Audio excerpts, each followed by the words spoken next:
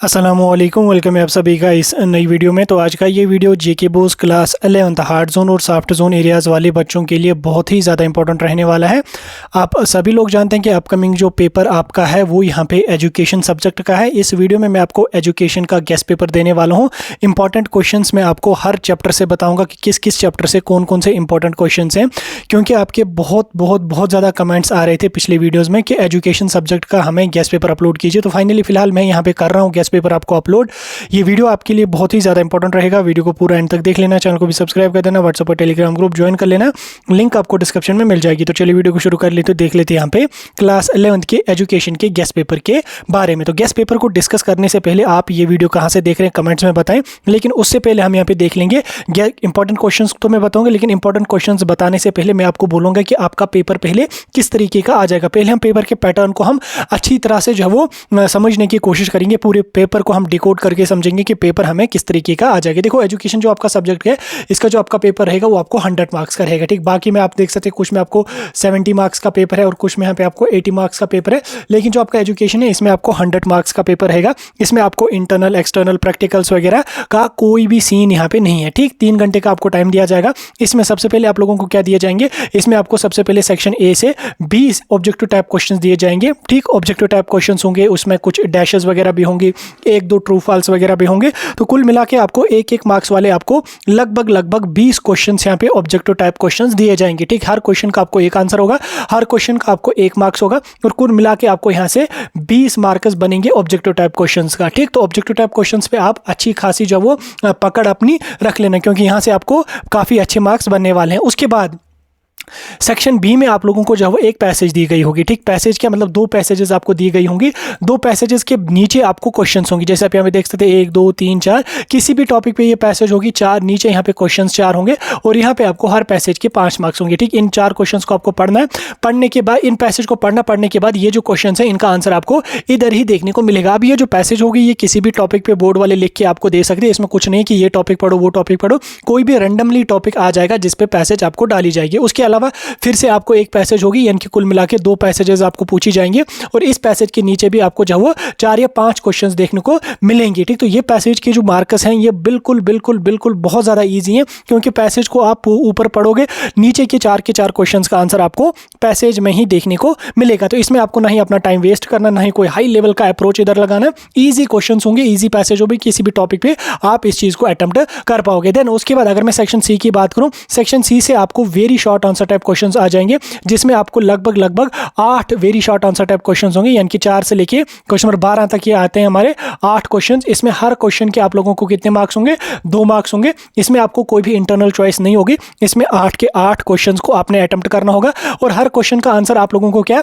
2 से 2.5 लाइन्स के अंदर लिखना, ठीक। 1 लाइन में लिखो, 2 लाइन में लिखो, ज्यादा ही अगर लिखोगे तो 3 लाइनों में लिखना है, उतना लंबा नहीं लिखना है। अपना टाइम वेस्ट इस चीज पे बिल्कुल भी आपको नहीं करना है, क्योंकि 2 मार्क्स वाला क्वेश्चन है, क्वेश्चन में ही बोला जाएगा आपको कि 25 वर्ड्स के एक्सीड जो है वो आंसर नहीं होना चाहिए, इसलिए 2 लाइंस आप लोग टारगेट इसको रखेंगे, 2 लाइंस में करेंगे। इसमें कोई आर पार्ट नहीं होगा, 8 के 8 क्वेश्चंस करना अटेम्प्ट इंपॉर्टेंट कंपलसरी होगा।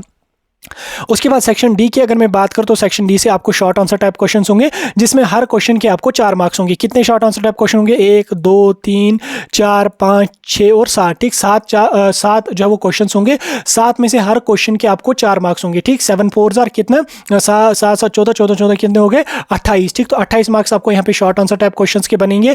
इसमें आपको सारे के सारे क्वेश्चंस अटेम्प्ट करना कंपलसरी होगा, कोई भी इंटरनल चॉइस कुछ भी आपको नहीं दी जाएगी, ठीक। उसके बाद सेक्शन ई की अगर मैं बात करूँ तो सेक्शन ई से आपको यहाँ पे कितने 1, 2 और 3, ठीक। 3 यहाँ पे आपको जो वो लॉन्ग आंसर टाइप क्वेश्चंस होंगे, जिसमें हर क्वेश्चन के आपको कितने मार्क्स मिलेंगे, 6 मार्क्स मिलेंगे, यानी कि 6 3 18, ठीक। 18 मार्क्स आपको यहाँ पे लॉन्ग आंसर टाइप क्वेश्चंस के बनेंगे। तो इसमें हर क्वेश्चन का आंसर आपको कितना लगभग 10 से लेके 15 लाइन्स तक ही यहाँ पे लिखना है, उसके अलावा आपको नहीं लिखना है, क्योंकि 100 मार्क्स का पेपर है। अगर आप ज्यादा लंबा लिखोगे तो टाइम आपका वेस्ट हो जाएगा, तो इसलिए आप लोगों को जो वो उतना ही लिखना है जितना आपको यहाँ पे बोला जाएगा। इसमें आपकी अच्छी बात यह होगी, इसमें हर क्वेश्चन का आपको आर पार्ट यहाँ पे देखने को मिलेगा। मिलेगा, हर क्वेश्चन की आपको यहाँ पे इंटरनल चॉइस देखने को मिलेगी। सॉरी, यहाँ से आपको 4 क्वेश्चन होंगे, ठीक, 3 नहीं 4 क्वेश्चन होंगे, 4 में से एक क्वेश्चन आपका मीन मोड वाला होगा, तो वो भी आप यहाँ पे देख सकते हैं। इसमें भी बाज़ाब्ता इंटरनल चॉइस होगी। हर क्वेश्चन के आपको 6 मार्क्स होंगे और 6 चुके कितने बनेंगे आपको यहाँ पे 24 मार्क्स आपको यहाँ से बनेंगे। ठीक हो गया आपका पेपर का पैटर्न समझ।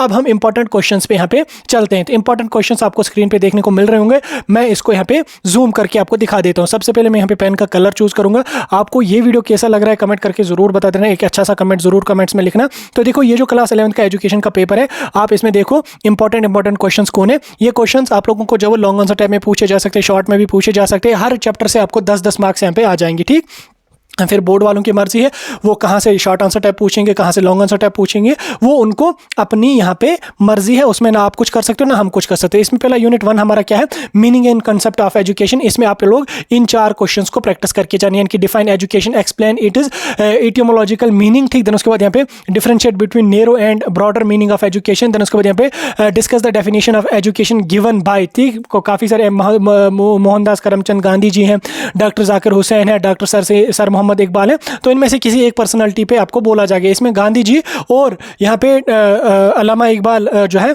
ये इंपॉर्टेंट है। इन 2 का कंसेप्ट आपको दिमाग में सेव होना चाहिए। देन उसके बाद यहाँ पे importance of education in modern society, ये मोस्ट इंपॉर्टेंट क्वेश्चन है, ये आपका पूछा जा सकता है। देन उसके बाद अगर मैं दूसरा यहाँ पे देखूँ, दूसरा यूनिट हमारे पास है understanding the AIIMS of education. यहाँ से आपको 10 मार्क्स बनेंगे। इसमें आप इन 2 क्वेश्चन को देखें। यहाँ पे क्वेश्चन नंबर 1 है, what do you mean by the aim of education and why are an education important. ठीक, व्हाई आर दे इंपॉर्टेंट, यानी कि एम्स ऑफ एजुकेशन क्यों इंपॉर्टेंट है। देन उसके बाद explain the different aims of education like individual aim, moral and spiritual aim, social aim, cultural aim, vocational aim. तो ये सभी एम्स आपको पता होने चाहिए, टिप ऑफ द टंग, यहाँ से आपको कोई भी पूछा जा सकता है। देन उसके बाद तीसरा यूनिट है understand the agencies of education. यहाँ से आप इन 5 क्वेश्चंस को पढ़ेंगे। जैसे क्वेश्चन नंबर 1 यहाँ पे define agencies of education and their role in learning. ठीक, एजेंसीज ऑफ एजुकेशन कौन कौन सी है, उनका क्या रोल है यहाँ पे। उसके बाद differentiate between formal, informal and non formal education. Then उसके बाद यहाँ पे explain how schools and religious institutes contribute to the formal education. Then उसके बाद यहाँ पे how do family and society serve as informal agencies of education. तो इस तरह से इन 4-5 क्वेश्चंस को आप प्रैक्टिस करेंगे। उसके बाद चौथे यूनिट की अगर मैं बात करूँ तो चौथा यूनिट हमारे पास कौन है, organisation structure of education in India. यहाँ से इन 2 क्वेश्चंस को आप पढ़ेंगे। जैसे यहाँ पे पहला क्वेश्चन है, discuss the structure and aim of following levels of education, pre primary education, primary education, secondary education, higher education. तो इनका क्या रोल है, ये सारी चीज़ें आपको पता होनी चाहिए। यहाँ से क्वेश्चन आपका बनेगा। देन उसके बाद यहाँ पे role of various organisation in structuring education in India, ये इंपॉर्टेंट क्वेश्चन है, इसको स्टार रख लो यहाँ पे, ये रिपीटेड क्वेश्चन हो सकता है आपको। ठीक, उसके बाद अगला चैप्टर आपका है यूनिवर्सलाइजेशन ऑफ एलिमेंट्री एजुकेशन। तो इससे आप इन 4 क्वेश्चंस को पढ़ेंगे। जैसे यहाँ पे what is the concept of universalisation of elementary education, important है। Explain the major problems in achieving universal elementary education, write short note on non formal education, early childhood care and education, Sarva Shiksha Abhiyan. Then उसके बाद right to education act 1997, ये important है, इसको आप जरूर पढ़ के जाना। देन उसके बाद यहाँ पे causes and control of wastage and stagnation in elementary education, important है, इसको भी पढ़ेंगे आप। उसके बाद छठा चैप्टर आपका है एजुकेशनल साइकोलॉजी। ठीक, एजुकेशनल साइकोलॉजी में इन 3 क्वेश्चंस को आप पढ़ के जाएंगे। Define educational psychology and explain it scope. Then उसके बाद यहाँ पे discuss the contribution of Stern, और यहाँ पे काफी सारे लोगों का कंट्रीब्यूशन आपको लिखना पड़ेगा। देन उसके बाद यहाँ पे explain the different methods of educational psychology, जैसे यहाँ पे ऑब्जर्वेशन मेथड है, केस स्टडी मेथड है, इन दोनों को आप पढ़ के जाना। 2 में से कोई एक मेथड आपको यहाँ पे जरूर बोर्ड वाले आपके एग्जाम में आपको पूछ सकते हैं। ठीक, उसके बाद आगे हम चलेंगे। अगला यहाँ पे इमोशंस वाला यूनिट नंबर 7 है। इससे आप इन 6 क्वेश्चंस को पढ़ेंगे। जैसे आप यहाँ पे देख सकते हैं, define emotions and explain their significance in human behaviour. Then उसके बाद यहाँ पे डेफिनेशन गिवन बाय मैकडॉल और इन बाकी सारे लोगों का। तो इन सभी की क्लासिफिकेशन वगैरह आपको पता होनी चाहिए। तो इन 6 क्वेश्चन को आप पढ़ोगे। 8वें चैप्टर की अगर मैं बात करूँ, 8वें यूनिट की अगर मैं बात करूँ, तो ये आपका वैल्यूज ऑफ एजुकेशन। इनसे आप इन 3 क्वेश्चन को देखेंगे। यहाँ पे what do you mean by the value education and why it is important, explain the different types of, so explain the different values of social, moral, religious values। इसके बाद next question यहाँ पे, how does education help in imbibing values। ठीक, ये भी important है, इसको भी पढ़ेंगे। एलिमेंट्री स्टैटिक्स की अगर मैं बात करूँ तो यहाँ से आप इन 4 क्वेश्चंस को पढ़ेंगे। जैसे यहाँ पे क्वेश्चन नंबर 1 है, explain statistics and explain its importance in education, what are the different methods of tabulating data and frequency distribution, explain the geographical representation of data, frequency, polygon, histogram, pie chart, ogive. तो ये सभी charts आपको पता होना चाहिए। Central tendency से भी आपको पूछी जाएगी। लास्ट और 10वीं यूनिट की अगर मैं बात करूँ तो एनवायरमेंटल एजुकेशन है, इसमें आप इन 4-5 क्वेश्चंस को यहाँ पे पढ़ेंगे। जैसे यहाँ पे define environmental education and explain its importance. अगला यहाँ पे describe the aim and objective of environmental education, what is environmental education necessary in modern world. Then उसके बाद यहाँ पे explain the different types of educational environmental pollution, air pollution, water pollution, noise pollution, causes and control of these pollutions. ठीक, तो ये सभी questions आप यहाँ पे पढ़ के जाएंगे। तो ये था आपका एजुकेशन का गेस्ट पेपर जो मैंने आपके साथ डिटेल में डिस्कस किया। आई होप ये वीडियो अच्छा लगा होगा। अगर वीडियो जरा सा भी अच्छा लगा, वीडियो को लाइक शेयर करके इस वीडियो को अपने दोस्तों तक भी जरूर पहुंचाएं।